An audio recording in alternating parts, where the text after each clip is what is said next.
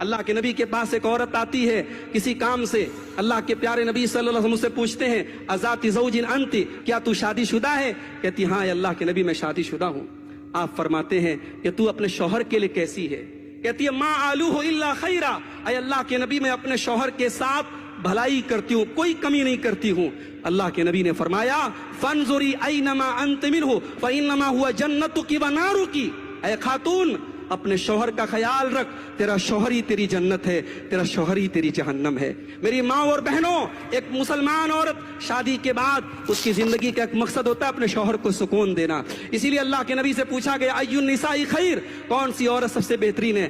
آپ نے فرمایا التی تسرہ اذا نظر, جب شوہر دیکھے تو خوش ہو جائے. معاف کرنا, آج ایکسٹرا میریٹل افیئر سماج میں بہت تیزی سے پنپ رہے ہیں. شادی شدہ لوگوں کے ناجائز تعلقات بہت تیزی سے پیدا ہو رہے ہیں.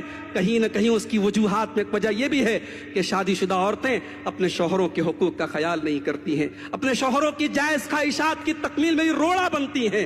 یاد رکھو, شادی کا اور نکاح کا یہ بندھن زندگی کو غم سے دور کرنے کے لیے اور زندگی میں سکون لانے کے لیے پیدا ہوتا ہے. میرے بھائیوں, دو چیزیں اور بیان کر کے بات ختم کر رہا ہوں.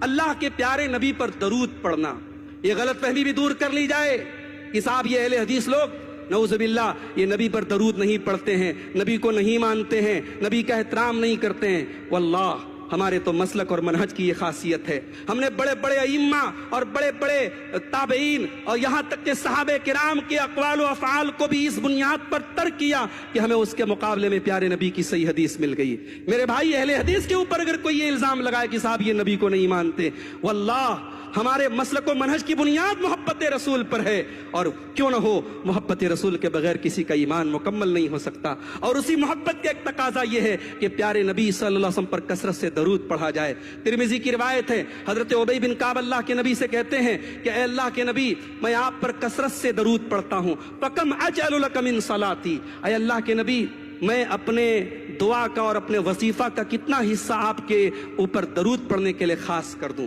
اللہ کے نبی نے فرمایا تمہاری مرضی. انہوں نے کہا کہ اے اللہ کے رسول, اگر میں اپنے دعا کا یا اپنے وظیفہ کا 1/4 حصہ آپ کے اوپر درود پڑھنے کے لیے خاص کر دوں؟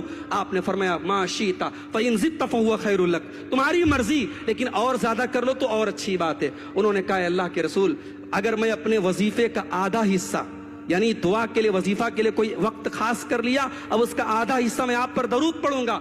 آپ نے فرمایا اگر اور بڑھا لو تو اور اچھا ہے. انہوں نے کہا اگر 2/3 کر لوں, 2/3 کر لوں. آپ نے فرمایا اگر اور بڑھا لو تو اور اچھا ہے. انہوں نے کہا پھر میں آپ کے اوپر درود پڑھنے کے لیے اپنا اس پورا وقت اپنا خاص کر دیتا ہوں. اللہ کے پیارے نبی صلی اللہ علیہ وسلم نے فرمایا اذن تکفا